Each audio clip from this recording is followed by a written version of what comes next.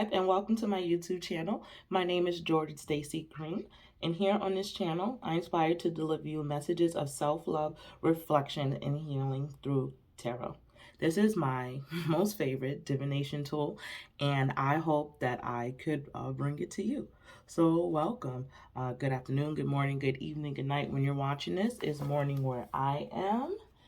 And as I've said before in this channel, this channel is very 420 friendly, and I usually like to start my mornings off with an ice bomb, so you can come and have a smoke with me. So get in the comfortable position, relax, and let's get started. Okay, so today's pick a card topic is what was your past life like? I am a strong believer in reincarnation, and I believe that we have been here to this earthly plane multiple times, and I feel that there are clues and important things that happened in our past lives that affect us here in this life. And I think sometimes delving into who you were or what you did or what your past life was like, helps you put some of the puzzle pieces together in this life.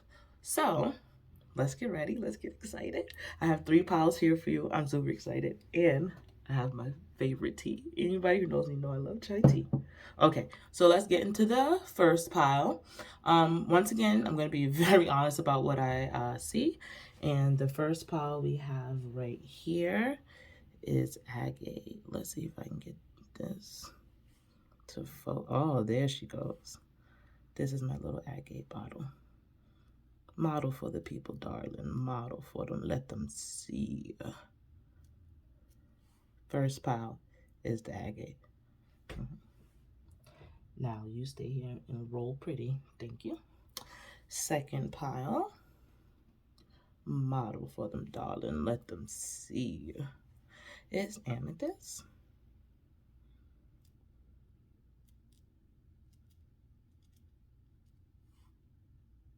Model for them. They want to see you, baby. Don't be shy. Amethyst. All right. And the last but not least, fluorite, pile 3. What was your past life like? Now, I'm not going to get your whole life. As we know, this earthly realm is long and complicated. But we're going to pick up what seems important. So here's pile number 3, fluorite. All right. Pause the video if you have to. Drink some tea. I guess you could feel drawn to all the piles. I don't really have any restrictions. I'm just channeling messages. But like I said, pause the video, drink some tea, do what you gotta do, and I will see you at your pile. Bye-bye. Hi, pile number 1. If you chose this lovely agate, or this agate pieces in the bottle, this pile is for you. So let's get into it. Let's see. I'll put it right here. Not that you can see it anyway. Let's see. What was your past life like? So I'm going to let you know that I actually started pulling cards for these piles last night. Don't tell anybody. It'll be our little secret. And let's see. Music is like, I'm a Mercury and Pisces, so music is like the language of my life. If someone was like, oh, I need you to choose television or music, I gotta go with music. I can't do anything without music. So, with that being said, most of these readings will probably come along with some sort of song. And here goes the first one. Yeah, oh, here goes the second one. Okay, let's see. By one.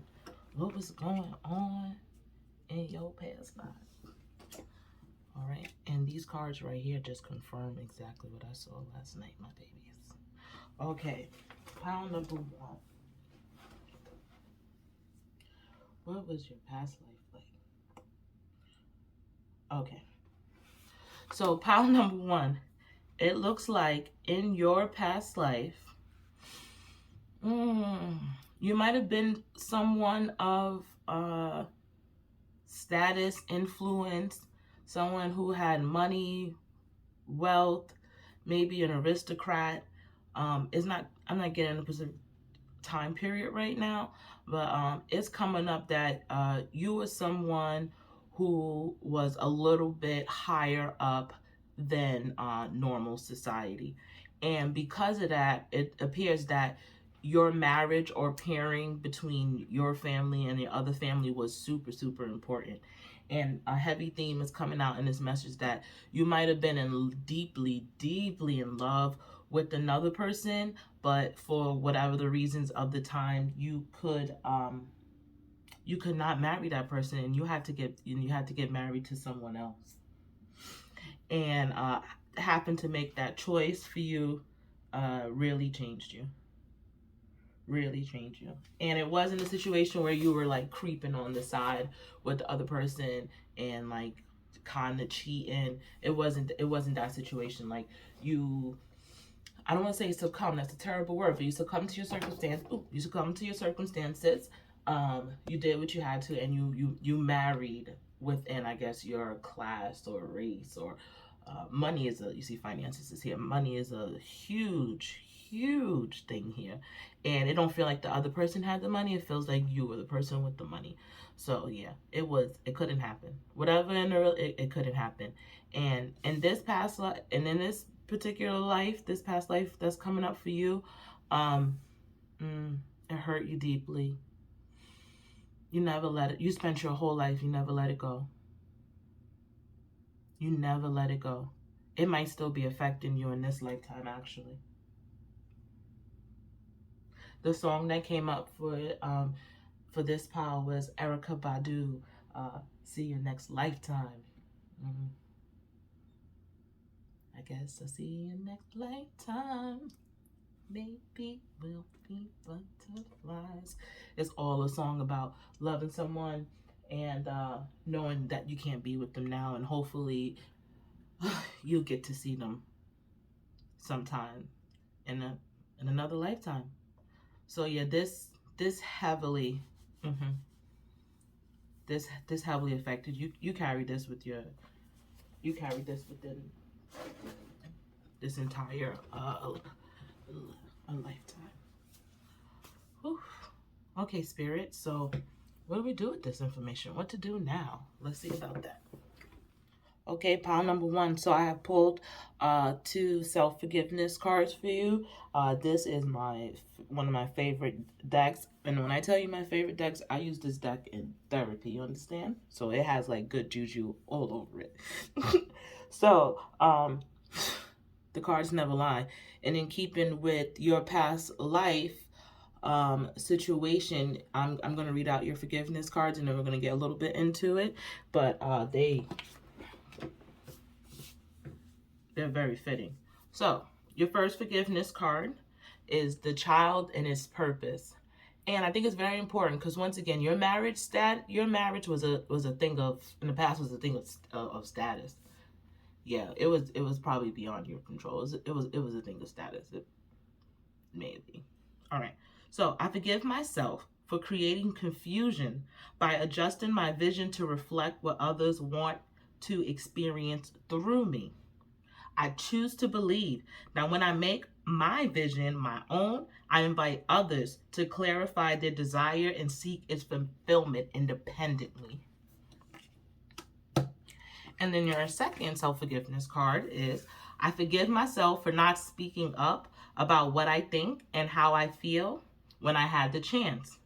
I choose to believe that the discomfort created by not having taken initiative, then this growing factor has allowed me to garner the strength and courage to speak my truth today. So I feel like this is related to your past life.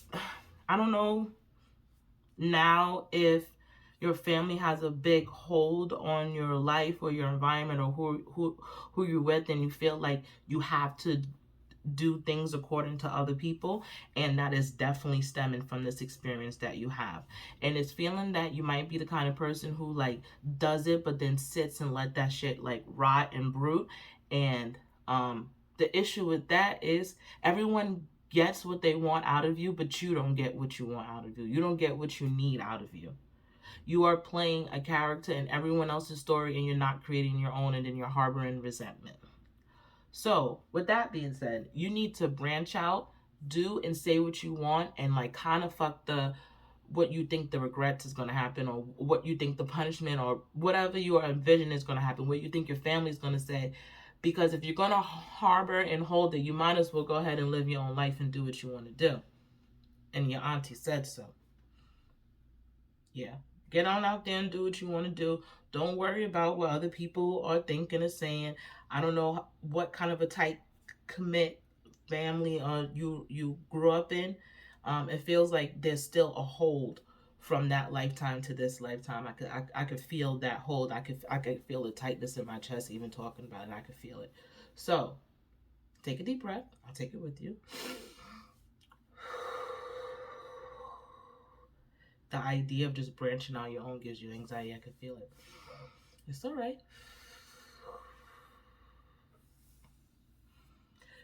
We don't, life is short here. It feels long, but it's short. To perfect something, they say it takes 1,000 hours of doing it. So it's short. So please be you. Experience the things that you want to experience. Speak up for yourself. No one else is going to give you that permission but yourself. Okay, part one. That's what I see for you. Have a good morning, evening, afternoon, or night whenever you're watching this. And I'll see you in the next one. Bye-bye. Hi, pile number 2. All right. If you chose amethyst, go ahead and focus. Come on, show off. The people want to see you. All right. If you chose amethyst, she's being shy right now. I'll put her right here. This is your pile. So let's see. What was your past life like? So, let's see. What was your past life like? Now, out of all the piles, I'm not gonna lie, this one is a little confusing. I'm being pulled to 2 strong decisions that might have been made here that kind of go against each other. So it seems like how do I explain this?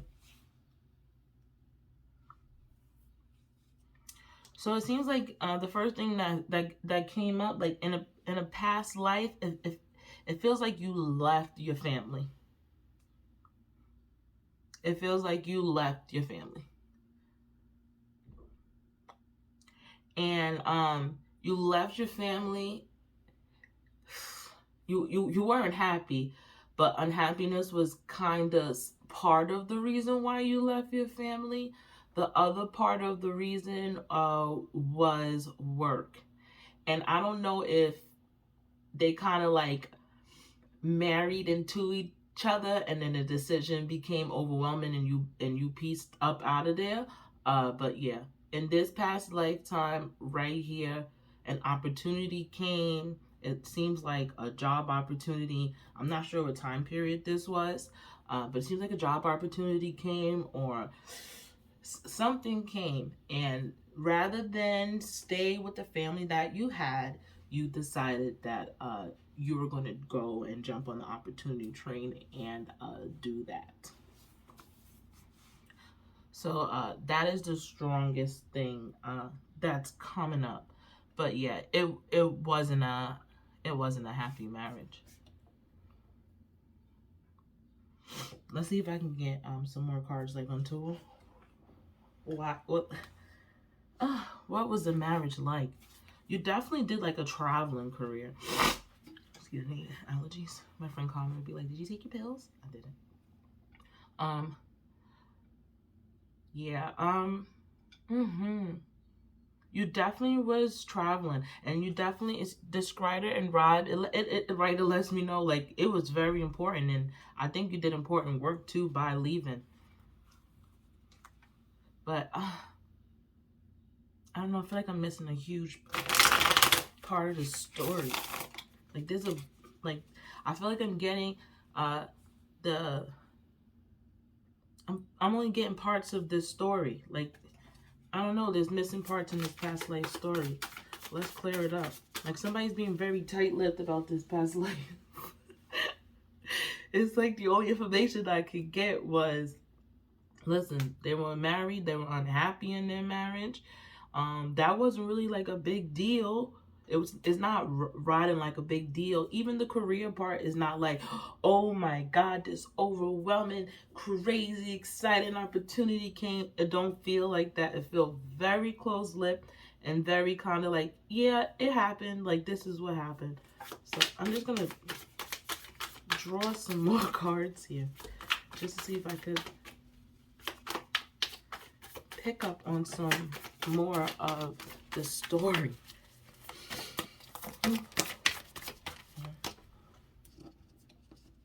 We're gonna get more of the story. King of Swords. Okay. All right. Thank you.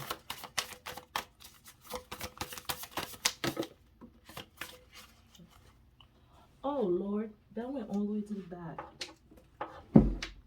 Okay. Sorry. All right.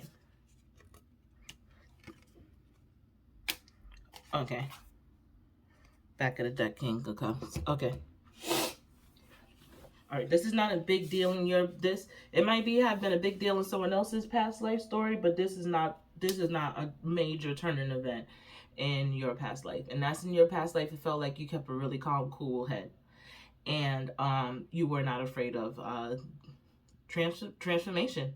You wasn't, if it wasn't working out, it wasn't working out, and then you were like really on to the next. You were like really kind of cool, calm, and collective.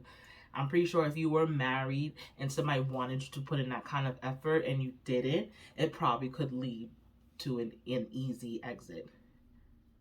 Yeah, it feels like very easy breezy exits. Like for other people's past life, maybe a divorce or something like that, or leaving or moving would have been like this big groundbreaking experience, and maybe that was all they did in their past life and they were debilitated by it, but not you.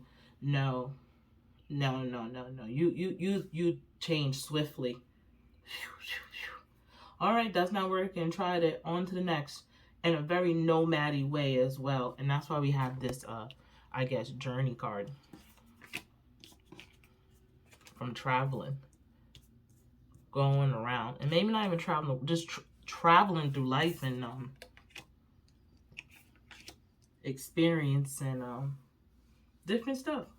And I think that's pretty cool. Some of us get debilitated. You know, something happens and we get like super debilitated from it. But yeah, you have like this kind of cool, calm, all right, death, transformation, rebirth. All right, we're gonna get on to the next thing. So let's see what information or what needs to be brought to light about this lifetime that is touching on this one. Why did this particular lifetime come up? Okay. All right, Amethyst. So why this past lifetime?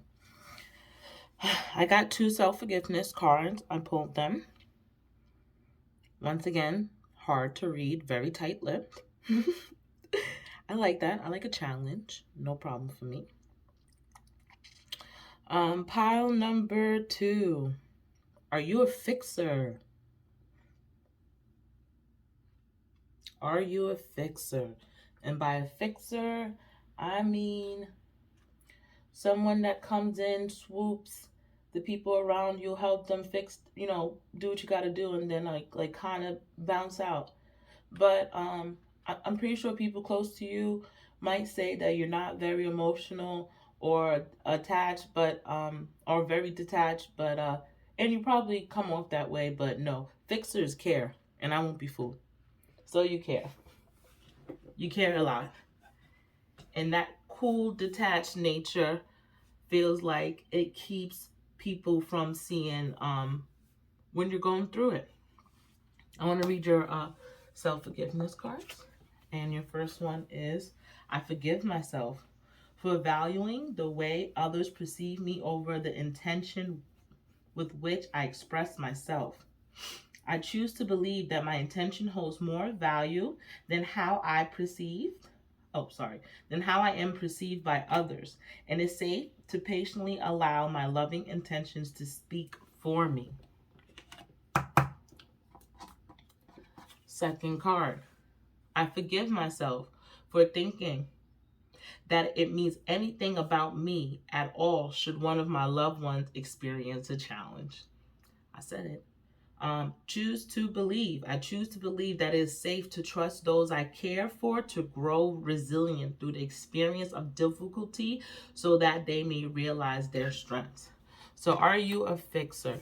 Are you the kind of person who wants to come and fix and swoop problem? Excuse me.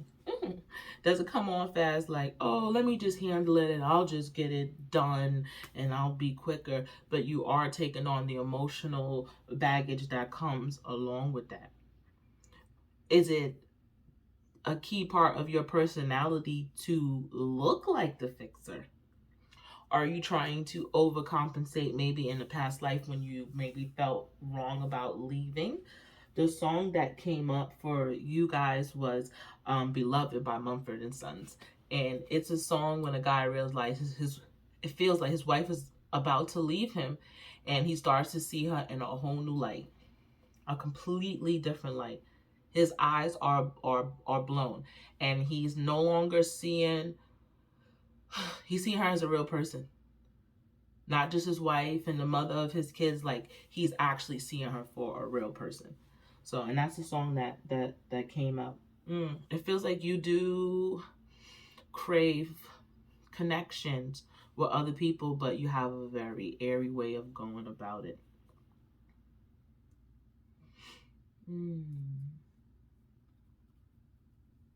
If this is your pile, please put it down in the comments. I'd like to know.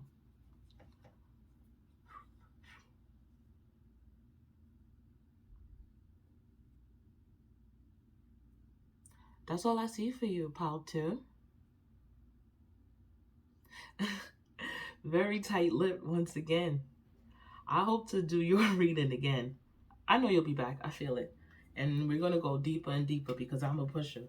But until then, bye-bye. Hi, pile number 3. If you chose this fluorite, come on, they want to see you. Show off. Thank you. Go off, boo. Let have. Thank you. I'm going to put it right here. This is your pile. I'm going to put it right here. Hello, pile number 3. No, you promise you won't tell nobody, but this is my favorite pile. This is my absolute favorite pile. Even though if I met you in a past life, I probably would have been in goddamn trouble. Let's be for real. Okay, pile number 3. What was your past life like? Pile number 3. You were definitely a seducer in your past life.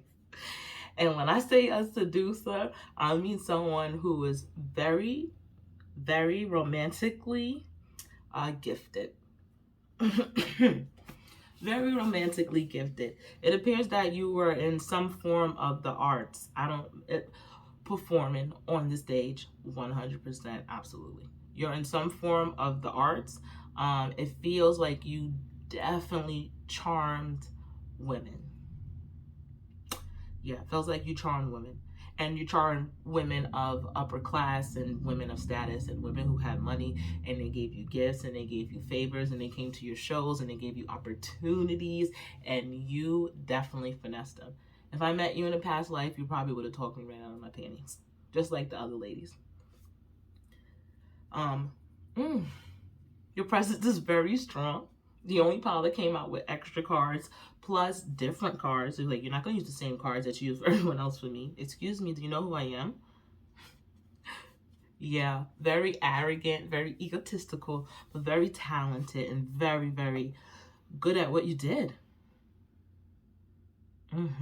Very good at what you did. Very calculated. But you was definitely a little naughty seducer. And you love the favors and you love the attention that you got from it. You love the praise. Yeah. Yeah. This is my favorite file.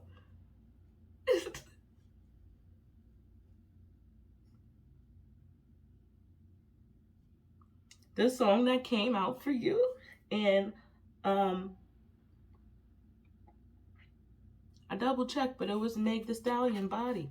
Body, yaddy, yaddy, yaddy, yaddy, yaddy, yaddy, yaddy. And I'm feeling like you was a male, and a male in this past life. And I'm not saying a man can't have body yaddy yaddy, but when we say body yaddy yaddy, man, we're saying you was well and down. You was very, very good in the bedroom. The ladies came back. The ladies of the higher class would whisper about you, and then the next person would come to the show and be like, I heard you saw my friend Marianne the other day. And then you had yourself a nice little new fly in your in your web. You're very good at it. Now, with that being said, the men didn't like it. I feel like your reputation got a little bit known. Your reputation got a little bit known. But nonetheless, yeah, you should juice your way right to the top. Not that you didn't have talent. Very talented. Very talented. You have the arts out here, and then you have this. Look at this guy right here. Sitting here painting his stuff. Very talented. Probably very fun too. Look at this. Honeymoon period with you. That's what the ladies felt. When you took them to bed, when you seduced them, when you spent time with them, when you dated, whatever it was the honeymoon phase. They were not getting it at home. You knew it. You knew how to manipulate and give them what they weren't getting at home. Very fun. Like I said, I wouldn't want to meet you. You would have talked me right out of my panties and my wallet. Okay, so let's see how that ties into this life now. Pile number 3. Okay, pile number 3. I pulled 2 self-forgiveness cards for you. And let me tell you, these cards have very special magic juju on it because I use them in therapy. And my therapist is a wonderful therapist, and whatever great energy she has to be put into these cards. But what I see for you and how this is related to your current situation or this current life, let's see. It feels like you get stuck maybe in a loop of things that you do very well. Like maybe you do something good and you get good results out of it, but it's not like maybe the heart is not in it, and then you keep doing it. I'm going to read your self-forgiveness cards. The first one is, I forgive myself for not sharing what I believe is true out of fear of how I may be perceived for it. I choose to believe that my opinion is valuable, and the exploration of multiple perspectives allow for a collective experience of greater clarity and fulfillment. Interesting. And the last card, self-forgiveness card, I forgive myself for avoiding the experience of which is new and unknown.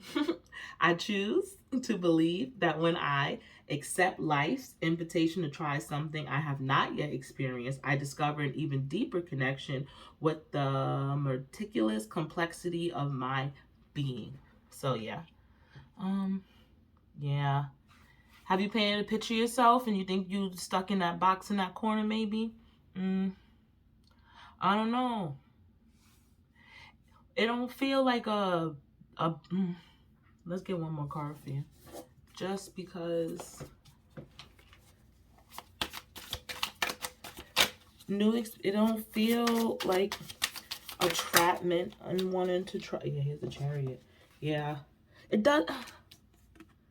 Oh, I lied. As soon as I said it doesn't feel like trapment, and then that card comes out. Look at this card. Yeah. Just because you're good at something don't mean you're stuck to have to do it for the rest of your goddamn life. Nah. It feels like your soul is craving to move in a different direction. Just because you're good at something, just because it's brought you maybe success in the past or whatever, or just even if it's still bringing you success right now, if you feel your soul thinking that you need to maybe go towards a different mission or a different thing in life, then I suggest that you go ahead and take it, and don't be afraid. It feels like your soul is craving something new. I don't know what that new thing is. I don't even know what it involves, but it's craving something new. Yeah. Just because we're good at it, don't mean we're stuck to do it. And what does being good at something even mean anyway? Like, let's be for fucking real. Like, being good at something means that other people outside of yourself have to approve of what you're doing. No, you got to think about inside. Approval and acceptance comes from the inside. If you start to look on the outside for approval, that's a slippery slope, and it's an endless bottom pit. It have to come from you. What does it mean to be quote unquote good at something? It have to bring you joy into your heart. I feel like that's the most important. Does it bring you joy in your heart? Does it spark it? Does it make you want to get up and push yourself and do it better? If not, I don't know. For me, the passion's not there, so I can't do it. Pile 3, that's what I see for you. I say go after whatever you want, go after your dreams, try it. You're gonna fall down and bump your head and fail a lot of times, but that's part of the process. That is the I don't know even what to call it. It's just part of the goddamn process. Trust me, I know. All right, pile 3. You take care. This is my favorite pile still. Funny. I would love to meet you. I hope you come back and look at my channel again. Okay, bye bye.